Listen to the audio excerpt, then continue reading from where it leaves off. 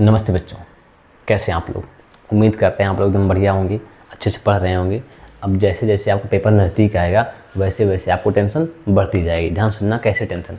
जैसे मान लो आपको अगर अच्छे से आता, बहुत ज़्यादा आता है, तब आपकी टेंशन ज़्यादा होगी। अगर आप कुछ नहीं आता, टेंशन बिल्कुल ना के बराबर होगी। तो जितना आपको आएगा उतनी ज़्यादा आपको टेंशन होगी, नहीं आएगा तो कोई टेंशन नहीं है। जो बच्चे पढ़ते हैं टेंशन उन्हीं को होती है एग्ज़ाम की, जो नहीं पढ़ते उन्हें टेंशन नहीं होती है। अच्छा आओ बता दें थोड़ा कुछ बातें पेपर संबंधित। आप परेशान होते होंगे जैसे क्वेश्चन के लिए कि कौन सा क्वेश्चन पढ़ें कौन सा ना पढ़ें। तो इधर हम क्वेश्चन लिखते हैं, इधर एनर्जी लिखते हैं। ध्यान सुनना, जो एनर्जी कंजर्वेशन का नियम है, ऊर्जा संरक्षण का नियम, वो कहता है कि ना तो ऊर्जा को बनाया जा सकता है ना नष्ट किया जा सकता है, लेकिन एक रूप से दूसरे रूप में परिवर्तित किया जा सकता है, ट्रांसफॉर्म किया जा सकता है। वैसे ही जो क्वेश्चन है ना तो बनाए जाते हैं ना नष्ट किए जाते हैं, कुछ नहीं किए जाते। सिर्फ एक पेपर से दूसरे पेपर में, दूसरे पेपर तीसरे पेपर में, बस यही करते रहते हैं, ट्रांसफ़र करें यहाँ से वहाँ, वहाँ से यहाँ, बस और कुछ नहीं। क्वेश्चन नया नहीं बनेगा, क्वेश्चन कभी नहीं नया नहीं बनेगा। कोई क्वेश्चन अगर बना है उसमें डाटा रख देगा, डाटा बदल देगा, बस कुछ नहीं, क्वेश्चन नया नहीं बनेगा।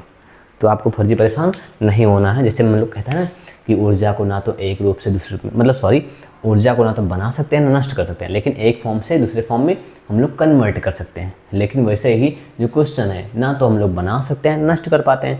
जो क्वेश्चन है बस वही करते हैं, ट्रांसफ़र करते हैं इधर का उधर, उधर उधर, बस कुछ कोई क्वेश्चन नया नहीं बनता है। तो हम लोग पढ़ रहे थे इकोलॉजी का चैप्टर ऑर्गेनिज्म एंड पॉपुलेशन, जिसमें हम लोग पढ़ रहे हैं कंपटीशन यानी स्पर्धा। अब उसमें हमें पढ़ना है गॉस का स्पर्धी बहिष्कार का नियम सिद्धांत। तो डालते हैं हेडिंग,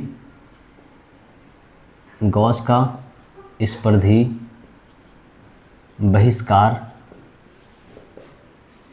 का सिद्धांत। हेडिंग डालिए आप। हाँ, हमको लिख के अच्छे से समझा रहे हैं। दो निकट संबंधी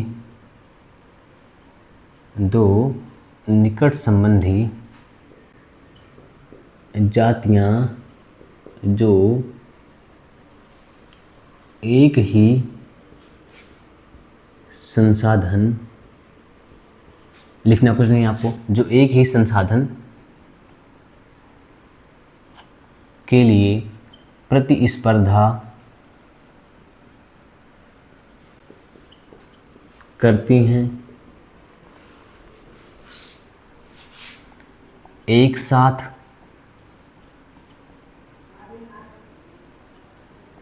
लंबे समय तक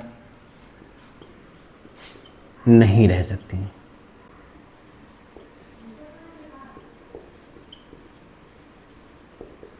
कमजोर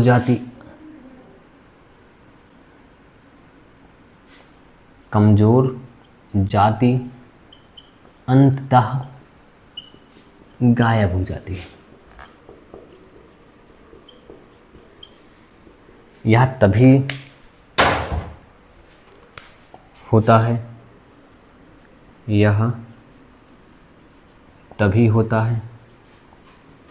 या तभी होता है जब संसाधन वास्तव में सीमित हो। क्या हो? सीमित हो। अब आपको हम समझाते हैं। कह रहा है दो निकट संबंधी जातियां, जैसे मान लो एक ये पक्षी है, इस पक्षी की ढेर सारी जातियां होंगी, दूसरा ये पक्षी है, मतलब इसका निकट संबंधी पक्षी है, बस ये कोई पक्षी है, ये क्या है, इसकी भी ढेर सारी जातियां होंगी। अब कह रहा है, ध्यान देना, दो निकट संबंधी जातियां जो एक ही संसाधन के लिए प्रतिस्पर्धा करती हैं। मान लो ये भी गेहूं का दाना खाती है। किसका? गेहूं का दाना खा रही है, ठीक है। और गेहूं का जो दाना है वो सीमित है। कैसा भैया? सीमित है। कैसा है? सीमित। ध्यान सुनना, वही लिखा है, दो निकट संबंधी जातियां जो एक ही संसाधन के लिए प्रतिस्पर्धा करती हैं, कंपटीशन करते हैं, एक साथ लंबे समय तक नहीं रह सकती हैं। जो कमज़ोर वाली जाति है वो क्या हो जाएगी? अंततः गायब हो जाएगी। लेकिन यह तभी होता है जब संसाधन कैसा हो, वास्तव में सीमित हो। कैसा हो? सीमित हो, यानी लिमिटेड हो। आया कुछ समझ में? अब इसको आप उतार सकते हैं, उतारो फिर समझाते हैं। एक बार देख लें, चीज़ें क्लियर है ना? आप उतारो इसको। हाँ ठीक ठाक, अच्छा सब ठीक है, सब सही है। फिर से समझाएं एक बार, ध्यान सुनना। कह रहा है गॉस का स्पर्धी बहिष्कार का नियम, सिद्धांत। मतलब बहिष्कार का सिद्धांत मतलब एक जो होगा दूसरे जाति को हटा देगा। पेपर में से पूछ सकता है गॉस का स्पर्धी बहिष्कार का सिद्धांत लिखिए। अब तो हमें क्या लिखना है कि दो निकट संबंधी जातियाँ जो एक ही संसाधन के लिए प्रतिस्पर्धा करती हैं, एक लंबे समय तक साथ में नहीं रह सकती हैं। जो कमज़ोर वाली जाति होगी वो अंततः गायब हो जाएगी। लेकिन गायब तभी होगी भले एक ही संसाधन के लिए प्रतिस्पर्धा करें, लेकिन संसाधन कैसा होना चाहिए भैया? वास्तव में सीमित। कैसा होना चाहिए? सीमित होना चाहिए।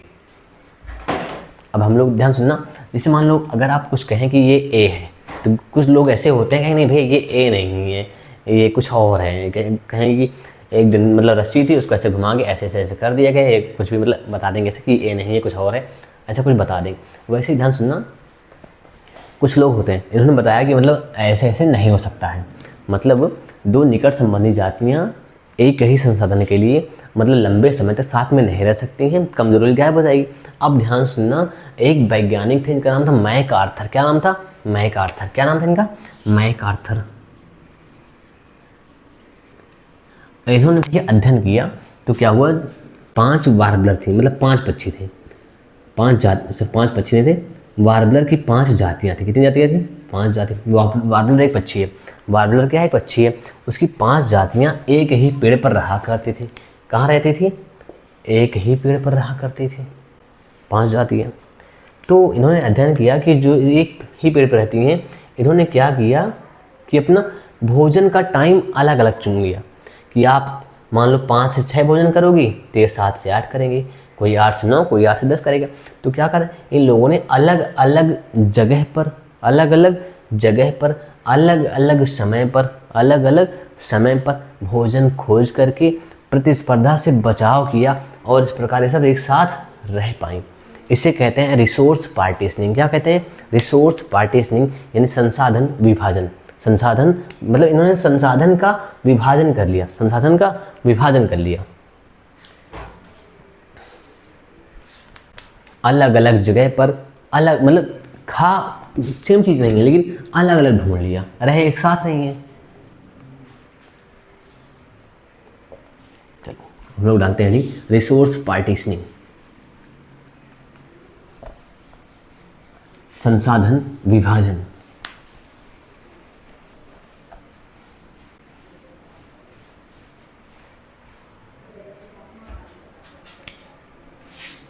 हेडिंग डालो रिसोर्स पार्टीशनिंग, संसाधन विभाजन। मतलब फर्जी बातें लिखी नहीं, मतलब आधुनिक अध्ययन से पता चला कि कुछ जातियां जो हैं स्पर्धा से बचाव के लिए कुछ ऐसे तंत्र विकसित करती हैं। ये लिख देंगे, चलो देखते हैं मतलब किताबी भाषा है या तो कोई एग्जाम्पल ही लिख दें हम। चलो लिखते हैं कि पहले जान लो रिसोर्स पार्टीशनिंग समझाते हैं। ना सुनना, पहले मैं लिख रहा हूँ भाई। हाँ,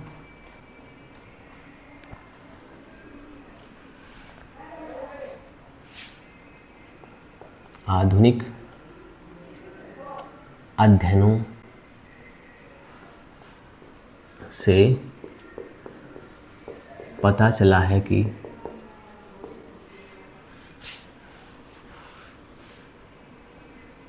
कुछ जातियां स्पर्धा से बचने के लिए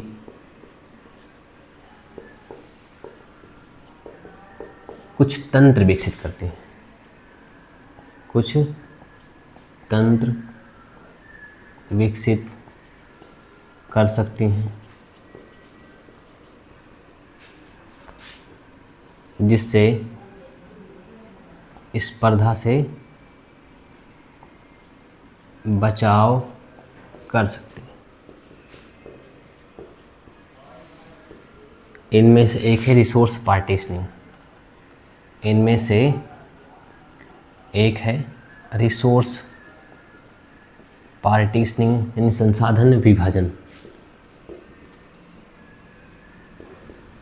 संसाधन विभाजन। चलो आइए समझाते हैं आपको, फिर पहले आप इसको उतार लो, फिर हम समझाते हैं क्या लिखा।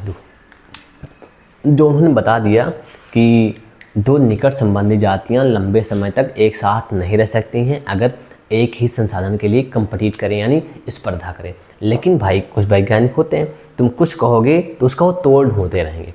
तो भाई क्या हुआ, आधुनिक अध्ययनों से पता चला कि कुछ जातियां जो होती हैं स्पर्धा से बचने के लिए, स्पर्धा से बचने के लिए, कंपटीशन से बचने के लिए कुछ ऐसे तंत्र विकसित कर सकती हैं जिससे स्पर्धा से बचाव कर सकती हैं। इनमें से एक क्या है, रिसोर्स पार्टीशनिंग। क्या है, रिसोर्स पार्टीशनिंग। अब हम लोग इसका एग्जाम्पल लिख के समझते हैं। या तो आप पहले इसको उतार लो, एकदम देख चीज़ें क्लियर है ना सब कुछ। अब पास टाइम है 10 सेकेंड का।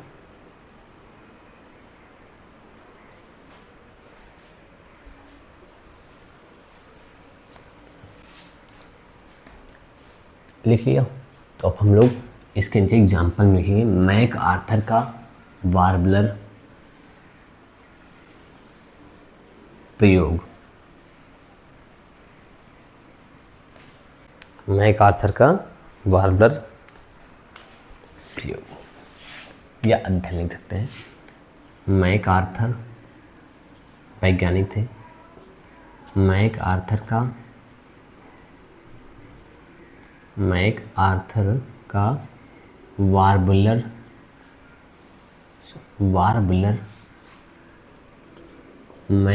का वार्बलर अध्ययन, मतलब इन्होंने वार्बलर जो पक्षियां हैं उस पर इन्होंने अध्ययन किया था। मैक आर्थर का वार्बलर अध्ययन, ध्यान सुनना।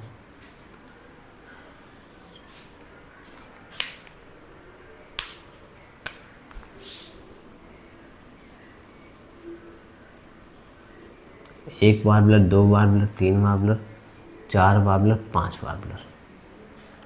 पांचों अलग अलग जातियां भैया। पांच चलो वार्बलर की पांच जातियां।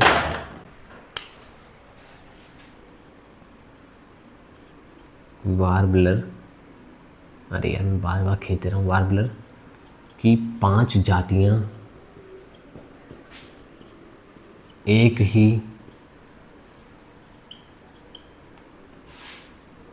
पेड़ पर रहती थी, लेकिन अलग अलग हिस्सों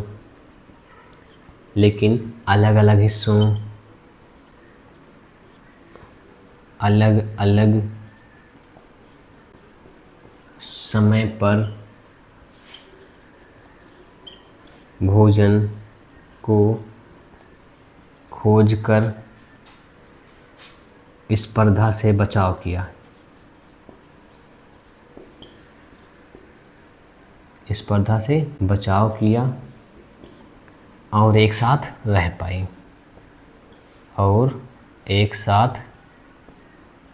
पाई। ठीक, यही था मैक आर्थर का वार्बलर प्रयोग। मैक आर्थर नामक एक वैज्ञानिक थे तो जिन्होंने देखा कि एक पौधा है जिस पर 5 वार्बलर की जातियां पाई जाती हैं, मतलब 5 प्रकार की वार्बलर पाई जाती हैं। और 5 ही नहीं, मतलब 5 प्रकार की वार्बलर की 5 जातियां। कोई एक, जैसे मान लो एक गौरैया, एक ये वैरायटी की गौरैया, एक दूसरी वैरायटी गौरैया, एक ऐसी गौरैया है, कोई एक ऐसी गौरैया है, कोई मतलब अलग अलग वैरायटी, 5 वैरायटी की गौरैया पाई जाती हैं। वैसे एक वार्बलर नाम पक्षी है, एक पक्षी का नाम क्या वार्बलर है, वही लिखा है। वार्बलर की 5 जातियां एक ही पेड़ पर रहती थी। वार्बलर की 5 जातियां एक ही पेड़ पर रहती थी, एक साथ रहती थी। अभी इसके पहले भैया क्या हुआ, गॉस का एक्सक्लूजन प्रिंसिपल ने पढ़ा, गॉस का प्रतिस्पर्धा या स्पर्धा बहिष्कार का सिद्धांत पढ़े। मतलब उन्होंने कहा कि दो जातियों के बारे में बता दिए कि दो निकट संबंधी जातियां लंबे समय तक एक साथ नहीं रह सकती हैं जो सेम संसाधन के लिए कंपीट करें या स्पर्धा करें। लेकिन भैया मैं का आर्थर ने जो प्रयोग किया, जो अध्ययन किया, उसमें क्या बताया कि वार्बलर की 5 जातियाँ, एक नहीं 2 नहीं 5 बता दी सीधा, कि 5 जातियाँ एक ही पेड़ पर रहती थी लेकिन अलग अलग हिस्सों पर, लेकिन अलग अलग हिस्सों अलग अलग समय पर भोजन को खोज कर स्पर्धा से बचाव किया और एक साथ रह पाई, और एक साथ रह पाई। मतलब कुल मिला के ये, तुम कुछ कहोगे तुम उसका विपरीत ढूंढेंगे चाहे जो हो जाए, तो वही लोगों ने किया। अब ये भी समाप्त हो गया है। अभी हमें पढ़ना है म्यूचुअलिज्म, पढ़ना है सहभोजता, सहोपकारिता, ये सब पढ़ना है।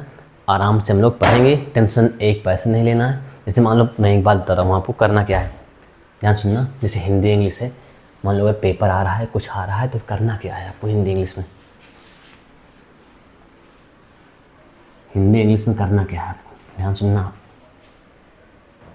पहली बात तो मेरे पास एक ऐसे पेज होना चाहिए, उस पेज में लिखा होना चाहिए पेपर में क्या क्या आता है। जैसे MCQ आता है और जीवन परिचय आता है,